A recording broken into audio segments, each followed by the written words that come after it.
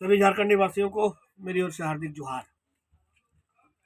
आज मेरी तबीयत बहुत अच्छी नहीं है, फिर भी मैंने प्लान किया था कि 1 दिसंबर से इस सोशल मीडिया के माध्यम से मैं आपके साथ संवाद लगातार करता रहूंगा और अपने विचारों को आप तक पहुंचाऊंगा। हो सकता है कि आप मेरे विचार से सहमत ना हो, लेकिन फिर भी आदिवासियों की बात इस देश में, इस राज्य में, उनके हक अधिकार के बारे में आपको बारी बारी से बताऊंगा और वर्तमान राजनीतिक गतिविधि पे भी हम चर्चा बराबर करते रहेंगे। परसों रोज हम लोगों ने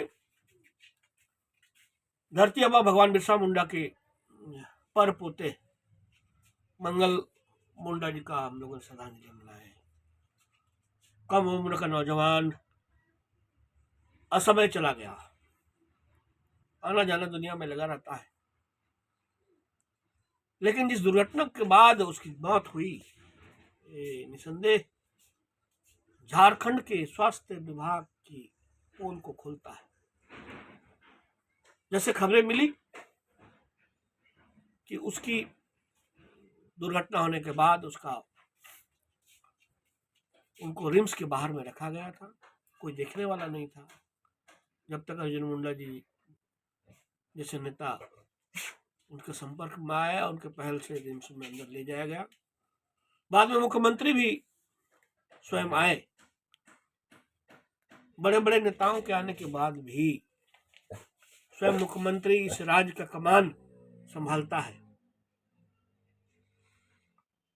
उसके बाद भी स्वास्थ्य विभाग ने उस तरीके से उसको नहीं टैकल किया जिस तरीके से उसको टैकल करना चाहिए। क्या वो हम लोग मंगल मुंडा जी को हम लोग दिल्ली नहीं ले जा सकते थे बड़े अस्पताल में? मुख्यमंत्री जी ढिंढोरा पीटते रहे कई बार कि हवाई एम्बुलेंस हवाई एम्बुलेंस हवाई एम्बुलेंस झारखंड में उपलब्ध हो रहा है। क्या एक उदाहरण नहीं बनता? उसका स्वास्थ्य ठीक होता या ना होता? मैं आपको याद दिलाना चाहूंगा, ऐसी ही परिस्थिति थी ठीक टाइगर जगन्नाथ महतो के कोरोना के वक्त की बीमारी के वक्त, और लगातार लोग दबाव दे रहे थे मुख्यमंत्री को कि बाहर भेजा जाए। मुख्यमंत्री कई दिनों तक इंतजार करते रहे। मैं भी स्वयं मुख्यमंत्री को ट्वीट किया था और एक बात लिखने पे मजबूर हुआ था, यदि कुछ जगन्नाथ महतो जी को कुछ होता है इस बीमारी से, आपके इतना आग्रह करने के बाद भी आप इसको बाहर नहीं ले जा रहे हैं, इसका सारा दोष आप पे मढ़ा जाएगा।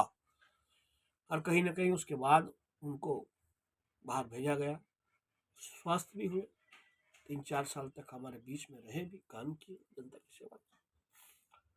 क्या इस बार भी नहीं हो सकता था? हो सकता था, बस इच्छा शक्ति की कमी। चलिए वो तो छोड़िए, बिरसा मुंडा जी की वंशज की बात बहुत दूर तक उनसे कनेक्शन नहीं था। मैं परसों के अखबार में देखा और देख करके दंग हतप्रभ रह गया कि मेरा एक मित्र, पुटका क्षेत्र में कभी आंदोलन की कमान संभालने वाला समरेंदु सरदार, अवसाद में ग्रस्त 6 दिन पहले अपने गर्दन को रेत लेता है।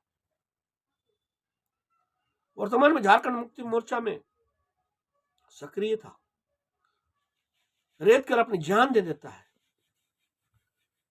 जान देने के बाद जान जाती नहीं है, उसको अस्पताल ले जाया जाता है, पैसे नहीं। जब अस्पताल में मरने जीने की बारी आती तो विधायक जी का सहयोग मिलता है। ये संवादहीनता, संवेदनशीलता कहां चली गई जल जंगल जमीन के नेताओं की? हम लोग भी कभी झारखंड मुक्ति मोर्चा किया करते थे, मैं भी क्या करता था। एक कार्यकर्ता को खांसी आती थी तो उसकी सूचना संगठन को मिलती थी। आज हम जितने बड़े ओहदे में चले जाएं, जितने बड़े पद में भी चले जाएं, यदि हम अपने निचले स्तर के कार्यकर्ताओं को, अपने परिवार को नहीं समेट पाएंगे तो हम उस चीज को नहीं पा पाएंगे। मैं तो बार बार कहता हूं, सत्ताएं आती है, सत्ताएं जाती है, सत्ताओं का आना जाना लगा रहता है। मैं आग्रह करूंगा, मैं पुनः एक बार इस ये से वैसे संगठनों से, वैसे लोगों से, कि जहां भी आपको मौका मिलता है तो अपने सहयोगियों को, अपने साथियों को, अपने संगठनकर्ताओं को कभी ना भूलें, जिन्होंने इस माटी के लिए, इस लोगों के लिए, यहाँ के लोगों के लिए समय दिया है। वरना क्या होगा, एक दिन लोग राजनीति करने से, समाज सेवा करने से, जनता के लिए लड़ने से लोग कतराएंगे, केवल और केवल अपने स्वार्थ के लिए, पैसे के लिए। पैसे ही केवल सब कुछ चीजें रह जाएंगे। इसलिए मेरा आग्रह होगा संगठन के नेताओं से, सत्ताधारी नेताओं से, कि इन चीजों को दुरुस्त किया जाए और एक अच्छा झारखंड का परिकल्पना किया करना चाहूंगा सत्ताधारी नेताओं से। जब आगे आप बढ़ रहे हैं तो पीछे मुड़कर भी जरूर देखिए, कहीं कोई रास्ते में गुम ना हो गया हो। जोहार, फिर मिलेंगे।